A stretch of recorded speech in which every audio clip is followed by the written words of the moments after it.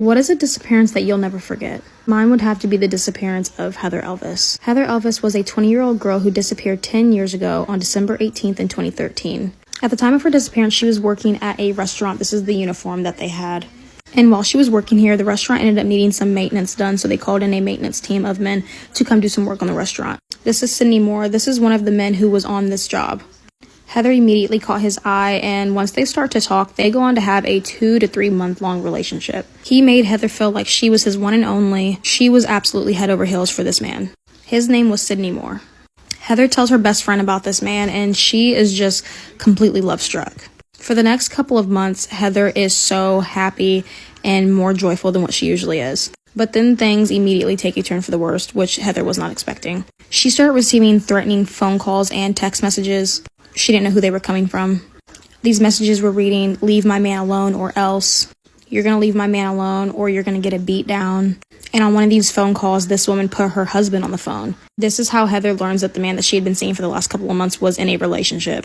This is the man she had been seeing and his wife, Tammy. He was married with an entire family. He had 3 children. During one of these threatening phone calls, she finds out that this is the woman who is threatening her, obviously. And this woman puts her husband, Sydney, on the phone and tells Sydney to tell Heather, "I'm never going to see you again." Sydney goes on to tell Heather, "You were nothing but a booty call. You were just a girl who spread your legs and you mean nothing to me."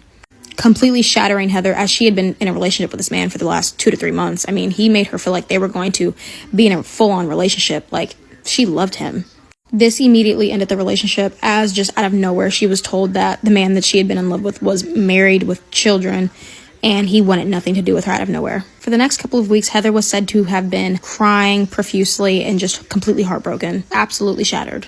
Then out of nowhere, a light came over Heather. She started seeming more happy than usual, and she actually ended up seeing a new man since her separation from the man she had been having an affair with for the last 2 to 3 months. I do not know the identity or name of this new man, but she went on to have a new relationship. This was a photo she took on the date with this new man.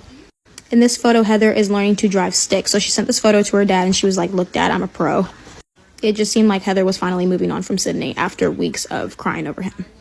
Then one day, Heather calls her best friend, and she's crying.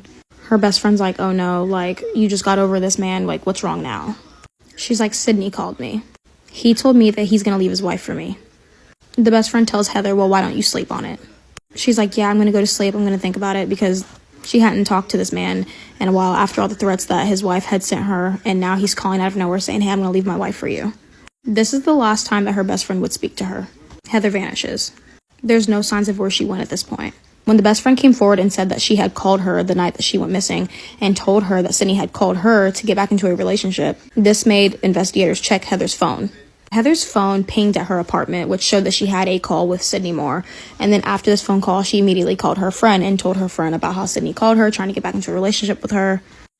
And then Heather's phone shows that she drove to a place in town called the Peachtree Landing. At nighttime, this place is very, very creepy. It does not get a lot of traffic at nighttime because of how unsettling it is. But Heather's phone shows that she drove there in the middle of the night. And surveillance footage from a store and also a neighbor's home shows Sydney Moore's truck driving in the exact same direction that Heather was driving that night, towards Peachtree Landing. So now the spotlight is on him. He called her.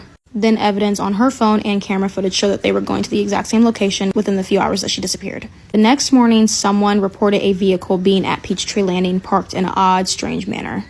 It was the car that Heather had been driving. She's not inside. Police show up, and so does her father and her mother.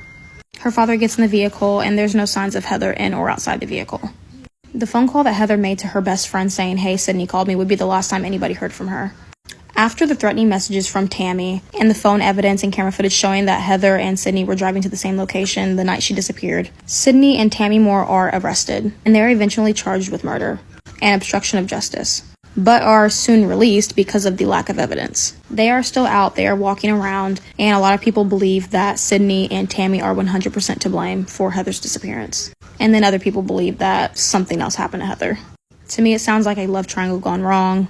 She was talking and dealing with a married man, and then the night that he calls her and says, "Hey, I want to get back together with you," no one ever sees or hears from her again. The evidence for me is pointing straight at Sydney, but who really knows? It has now been 10 years since Heather disappeared, and there has not been any evidence found of her. There's been no blood, no pieces of clothing, nothing at all. Her car was found at the Peachtree Landing, and there was no signs of a struggle inside the vehicle or outside the vehicle. No fingerprints from Sydney or anything. I mean, there's nothing. Not one piece of evidence has been recovered from this, and she is still missing to this day.